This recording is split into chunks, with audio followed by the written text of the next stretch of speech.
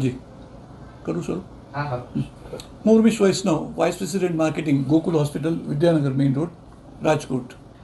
Sir, કોંગ્રેસે એક આક્ષેપ લગાવ્યો છે કે ગોકુલ હોસ્પિટલે જે બ્રિજ બનાવ્યો છે એ નિયમ વિરુદ્ધનો છે. આરએમસીએ મંજૂરી પણ નિયમ વિરુદ્ધ આપી છે અને ઠરાવ પણ નિયમ વિરુદ્ધ થયો છે. લીગલ નોટિસ કોંગ્રેસે આરએમસીને મોકલાવી છે અને લોકો હાઈકોર્ટમાં જવાના છે એવું એમને મીડિયા સમક્ષ નિવેદન આપ્યું છે. આમાં હકીકત શું છે સર?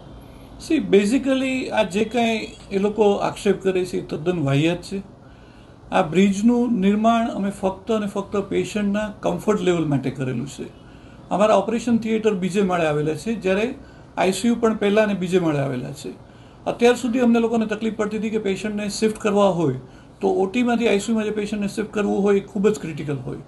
એને માટે અમે રાજકોટ મ્યુનિસિપલ કોર્પોરેશનને માગણી કરી કે આવી રીતે અમારે આ બ્રિજ બનાવવો છે.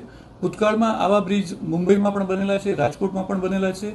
એનો હવાલો પણ અમે આપેલો હતો અને રાજકોટ મ્યુનિસિપલ કોર્પોરેશને એ લોકોની ટેકનિકલ ટીમ બનાવી. એ ટેકનિકલ ટીમ અહીંયા આવી અને પહેલાં બધું નિરીક્ષણ કરી ગઈ કે ખરેખર અહીંયા બ્રિજ બને તો બીજી કંઈ મુશ્કેલી થાય એમ છે કે નહીં.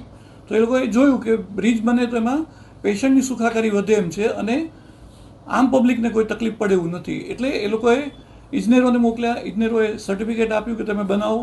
એટલે અમે બ્રિજનું નિર્માણ કર્યું. બ્રિજનું નિર્માણ કરતાં પહેલાં પણ અમે એના ડ્રોઈંગ્સ કોર્પોરેશનમાં એપ્રૂવ કરાવ્યા છે અને રાજકોટ મ્યુનિસિપલ કોર્પોરેશને બોર્ડમાં એ લોકોની મંજૂરી લીધેલી છે. એવું નથી કે એક બે કોર્પોરેટરે કે એક બે અધિકારીએ આની મંજૂરી આપી હોય. જનરલ બોર્ડ આખું મળ્યું હતું ત્યારે સ્પેશિયલ કેસમાં આ દર્દીની સુખાકારી માટે આપણને આ મંજૂરી આપવામાં આવેલી છે. અને બ્રિજ બન્યો પછી પણ એ લોકોના એન્જિનિયરો આવ્યા હતા અને એ લોકોએ ટેકનિકલ ટેસ્ટિંગ કરી અને વેરીફાઈ કર્યું છે કે જે બ્રિજ બન્યો છે એ તકલાદી નથી, એ પરમેનન્ટ છે. સર, આ લોકો આરટીઆઈ કરી છે તો એમનો ઈરાદો શું હોઈ શકે છે જો આટલા વર્ષ પછી આવું કરવાનું? સી બેઝિકલી એનો ઈરાદો શું છે અમને તો ખ્યાલ નથી, પણ યસ આ તદ્દન વાહિયાત વાત છે એ ચોક્કસ અમે કહી શકીએ.